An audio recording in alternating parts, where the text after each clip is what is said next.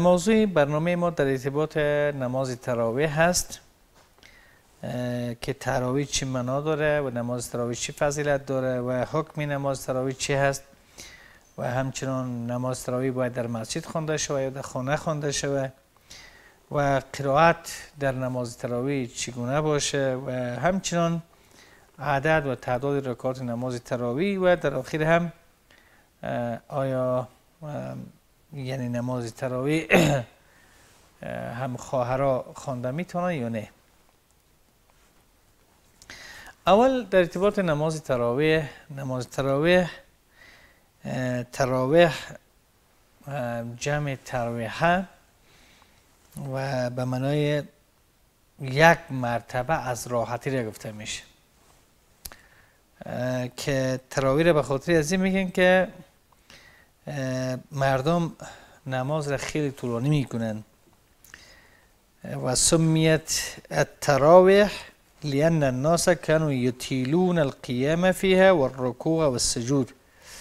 نماز تراویح را به خاطر تراویح میگفتن که اصحاب و یاران پیغمبر صلی الله علیه و سلم و خود پیغمبر صلی الله علیه و سلم رکوع و سجده را خیلی طولانی میگرفتن. زیاد رکوع طولانی میشد و سجده هم طول میکشید، طولانی بیشتر میشد.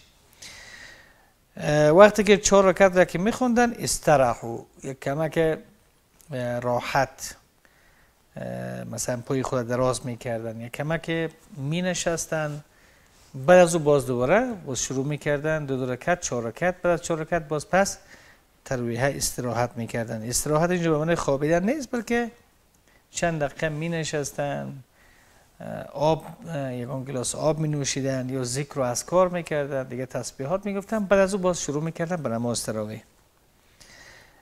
از این خاطر این نماز تراویح میگن که بعد از هر 4 رکعت راحتی، یعنی بدون از که نماز بخوانی می نشینی، ذکر و اذکار میکنی یا قرآن کریم تلاوت میکنی یا موضوع را پس میکنین.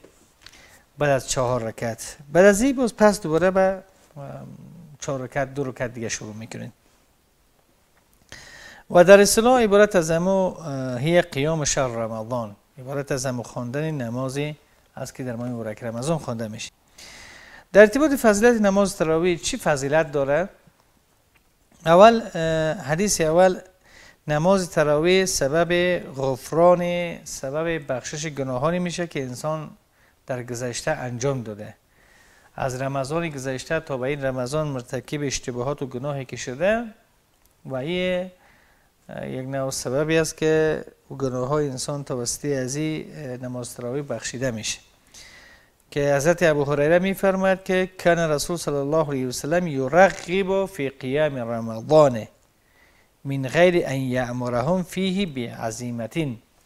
پیغمبر صلی الله علیه و سلم اصحابشان را دستور میدادند تا ای که نماز تراویح را بخوانند، اما این تشویق میکردن، امر نمیکردن، چون اگر امر میشد باز اینجا فرضیت به خود میگرفت.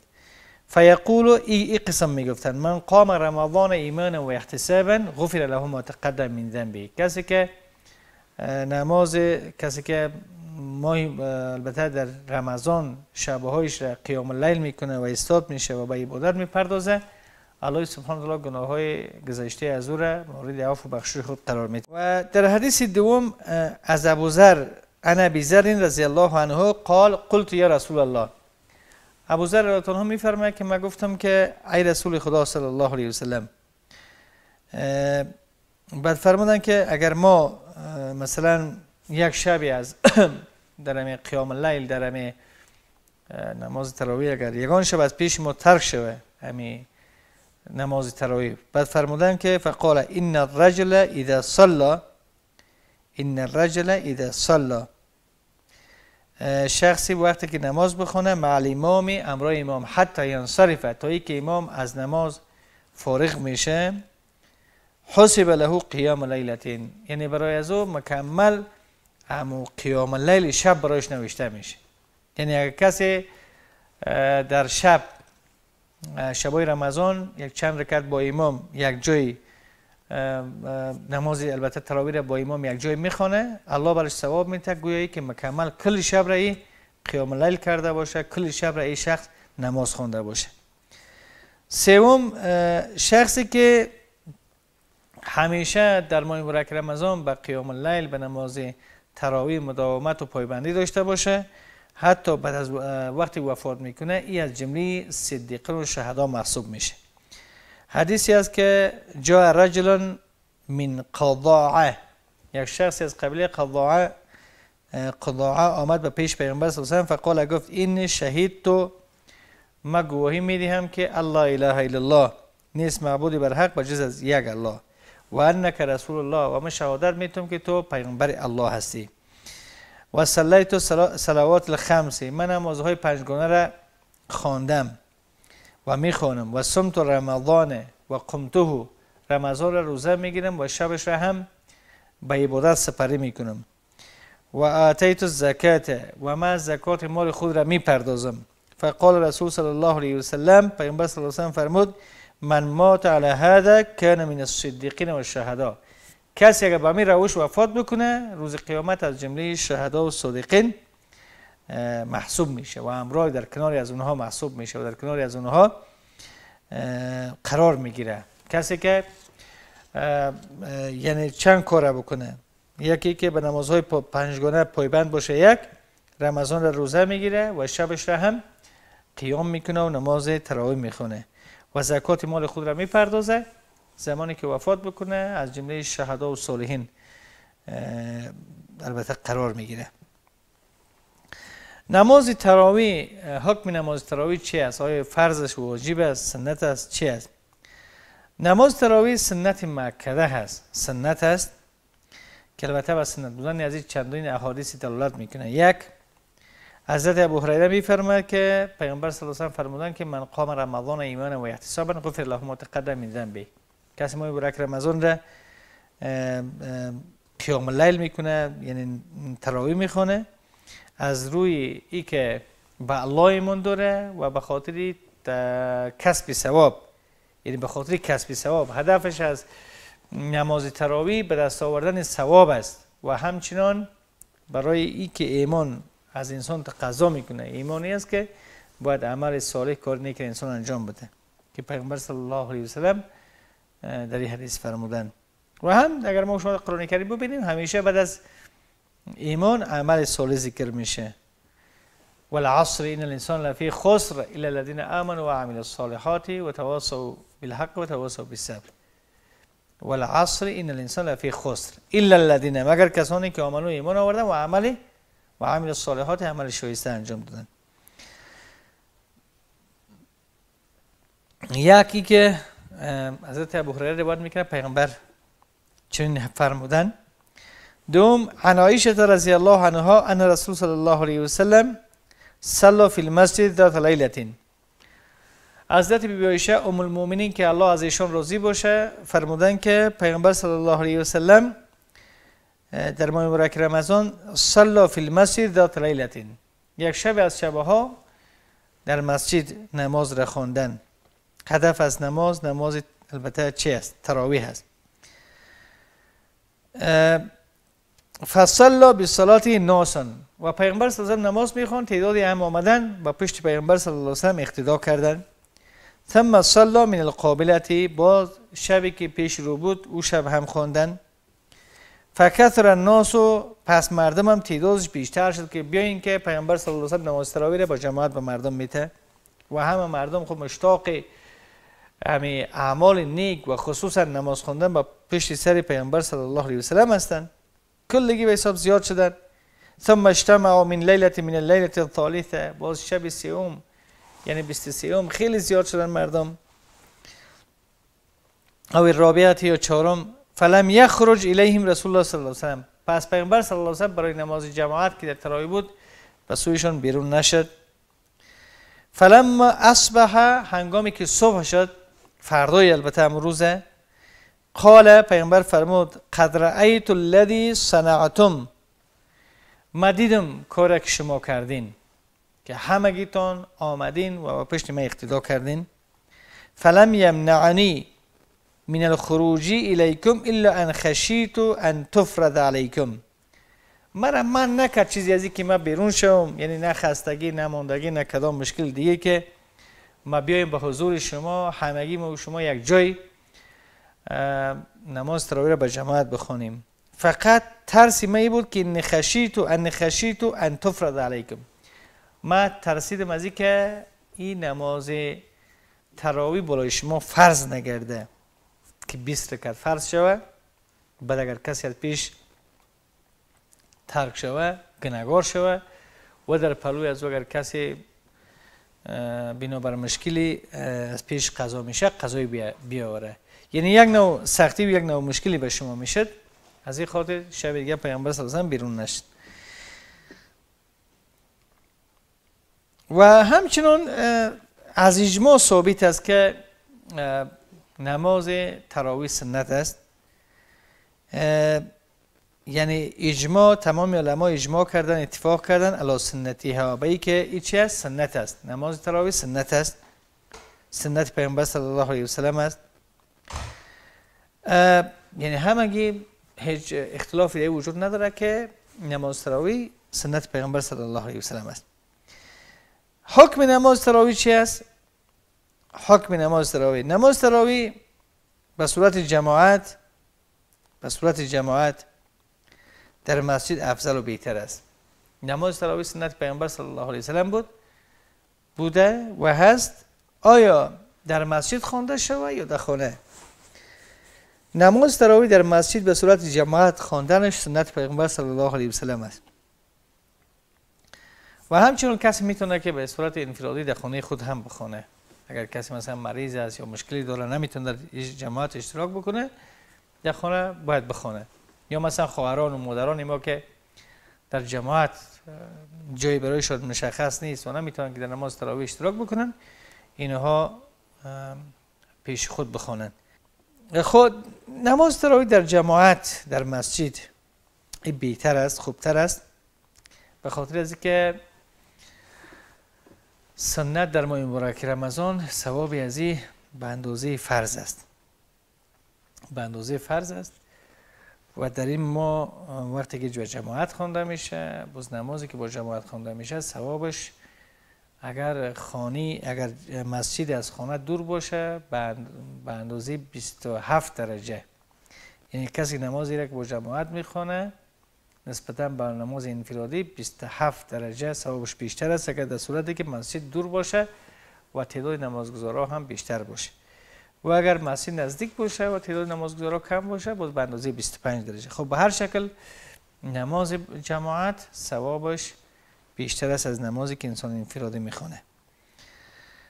در ارتباط نماز جماعت هم البته اثر آمده از عبدالرحمن ابن عبدالقاری قال خرجت مع عمر بن الخطاب، ما بیرون شدم با حضرت عمر بن الخطاب لیلتا یک شبی فی رمضان در ماه مبارک رمضان با کجا الی المسجد و مسجد فاذا الناس اوزاع، مردم جدا بودن، متفرقون، هر کس جدا بود در هر اطرافی. یصلی الرجل لنفسه، بعضی کسا بود که خودش نماز تراویح را به خودش انفرادی میخوان. و یصلی الرجل فیصلی بصلاته رهطا، یک شخص خودش به خود تناگذار نماز نیت میکرد، یک گروه دیگر میومد از پشت سر ازی نیت میکردن. فقال عمر رضی الله عنه، حضرت عمر فرمود این ارى لو جمعت هؤلاء على قار واحد لكان امثل. گفت نظریه می است که اگر همگی از اینها را با پشت یک نفر استاد بکنم، امامشون یکی باشه و صف ازیام یکی باشه و همگی به یک امام اقتدا بکنن، این فکر میکنم بهتر و خوبتر است. ثم عزم، حضرت عمر گپ گفت و تصمیم گرفت. فجمعهم، همگی همی کسایی که پراگنده نماز میخوندن جمعشون کرد الى ابی ابن کعب و به دنبال و به عقب حضرت ابی ابن کعب نیت بکنن و حضرت ابی ابن کعب اینها را نماز بده. ثم خرجت معه لیلة اخرى، باز میگه امی عبدالرحمن میگه که شب دیگری همراه حضرت عمر ما بیرون شدم و ناس، یک شب از شبها البته یک شب دیگه بیرون شدم و ناس یصلون بصلات قارئهم، میگه مردم نماز میخوندن به نماز اما قاریشون ابی ابن کعب، کل ایشون به اون نیت کرده بودن فقط یک جای میخوندن به جماعت. فقال عمر نعم البدعه هذه، گفتی یعنی بدعت چه زیبایی البته من ایجاد کردم.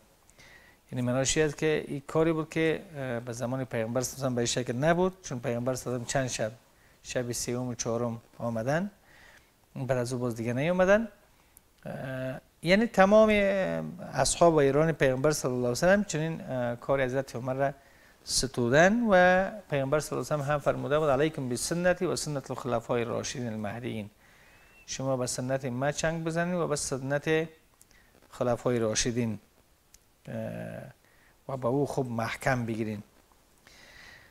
و همچنین وقت نماز تراویح چی وقت است؟ سنت در نماز تراویح است که بعد از نماز خفتن خوانده شود. بعد از نماز خفتن اجماع علما همی است که فقط بعد از نماز خفتن خوانده میشه، همی هست. و همچنین میشه که قسمت اخیر شب یک کسی بخونه. یک کسی اگر در ابتدای شب در نماز تراویح اشتراک کرده نتونسته یا در جای سفر بوده یا مشکلی داشته، نماز تراویح خود را میتونه که در قسمت اخیر شب بخونه. اگرچه علما تقسیماتشون به این است که نماز تراویح و قیام اللیل تا 12 بجه شب است، اما بعد از 12 بجه شب نماز تهجد شروع میشه که وقت تهجد است. عدد رکعات نماز تراویح چند رکعت است؟ در ارتباط البته علما اختلاف دارند. مذهب امام شافعی رحمه الله و مذهب امام ابو حنیفه رحمه الله 20 رکعت، چون حضرت عمر رضی الله عنه ابی ابن کعب را به حیث امام تعیین کرد و برایشون 20 رکعت نماز تراویح را برای 3 رکعت ویتر که 23 رکعت میشد برایشون میخوند. مذهب امام شافعی و امام ابو حنیفه رحمه الله 20 رکعت را گفتند. مذهب امام احمد ابن حنبل 8 رکعت را و مذهب امام مالک رحمه الله با 36 رکعت گفتن خوانده شود. خب در ارتباط 20 رکعت بیشتر البته اجماع صورت گرفته، اگر کسی 20 رکعت بخونه بهتر و خوبتر است، چون هر قدر نماز را در ماه مبارک رمضان گفتیم که یک رکعت سنت برابر با یک رکعت فرض دیگر ماه است و یک رکعت فرض در ماه دیگر برابر با 70 رکعت دیگر ماه است. یک رکعت البته فرضی که در ماه مبارک رمضان خوانده میشه، البته به شکل درست خوانده شود. و همچنین قرائت در نماز تراویح. در نماز تراویح سنت طریقه و همچنین اتفاق علما همی است که باید در تراویح مکمل کل قرآن کریم خوانده شود، چون ماه مبارک رمضان ماه قرآن است. شهر رمضان الذی انزل فیه القرآن، ماه مبارک رمضان ماهی است که قرآن کریم در این نازل شده و یکی از حقوق قرآن کریمی است که در این ماه یک بار مکمل خوانده شود. پس نماز تراویح که بسیار افضل و بهتری است که انسان از ابتدای نماز تراویح تا به آخر کل قرآن کریم را یا بخونه یا بشنوه، یا که مثلا قاری سوم میخونن به شکل درست میخونن و دیگرها هم از پشت سر از این قاری میشنون. باید کل قرآن کریم خوانده شود. یعنی مستحب است و اجماع صورت گرفته به این سنت است که حتی یسمع الناس جمیعا القرآن، جمیع القرآن، تا اینکه مردم کل قرآن کریم را بشنون یا بخونن، چون حضرت جبرئیل در ماه مبارک رمضان میومد قرآن کریم را پیغمبر تکرار میکرد و بهتری است که کل قرآن کریم در تراویح خوانده شود تا به اخیر، از ابتدا تا به اخیر خوانده شود.